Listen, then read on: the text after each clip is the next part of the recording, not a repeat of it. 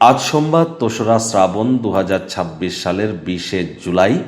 বৃষভ রাশি, বৃষভ লগ্ন, টরাস সাইনের জাতক জাতিকাদের আজকের দিনটি কিন্তু মধ্যম প্রকৃতির অতিবাহিত হবে।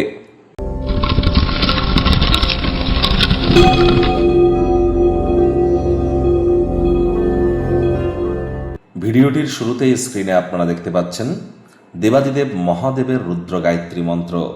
ওম তৎপুরুষায় বিদ্মহে মহাদেবায় ধীমহি তন্ন রুদ্র প্রচোদয়াৎ।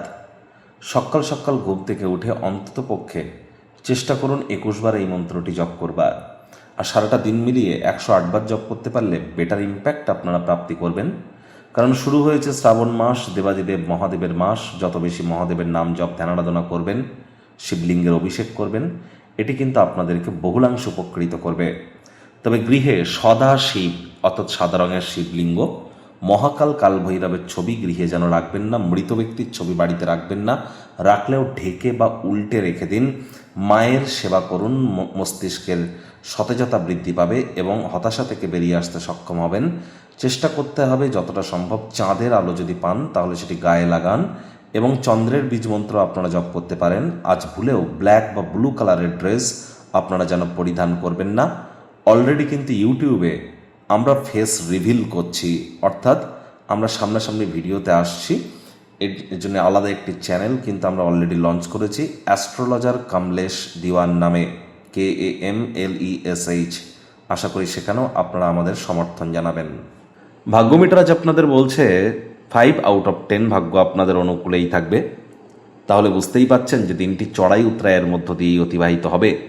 এই ভালো তো এই মন্দ। অর্থপ্রেম দাম্পত্যই কয়েকটি ব্যাপারে অতিরিক্ত সচেতন থাকুন। কায়িক পরিশ্রম হলেও শরীর মনে সতেজতা এবং তরতাজাই আপনারা অনুভব করবেন। দীর্ঘদিনের পুরনো রোগশোক অসুস্থতা থেকে আজ মুক্তি প্রাপ্তি করবার দিন, পরিত্রাণ প্রাপ্তি করবার দিন। মুখে একটি প্রাণোচ্ছল প্রাণবন্ত হাসি রাখুন, দেখবেন দিনটি আপনাদের পক্ষেই থাকছে। অর্থগত ব্যাপারে ব্যয়বহুল একটি দিন, খরচ বাড়বে। নতুন উদ্যোগ, পরিকল্পনা, নির্মাণ কার্যকে আজ আপনারা পিছিয়ে দিন। চাকরিজীবীদের অফিসে কম কথা বলে কাজ বেশি করতে হবে। মনের থেকে মস্তিষ্ককে বেশি দাম দিতে হবে। কোনো প্রকার অফিস পলিটিক্স বা গসিপিংয়ের অংশ যেন হবেন না। বসের কিন্তু কুনজরে আপনারা পড়ে যেতে পারেন। রাজনীতিবিদ যারা আছেন জনসংযোগ বৃদ্ধি করুন। হার্ডওয়ার্ক, কঠোর কায়িক পরিশ্রমের কোনো বিকল্পই কিন্তু নেই। শিক্ষার্থী বিদ্যার্থীদের পড়াশোনায় মনোযোগ আরও বৃদ্ধি করতে হবে।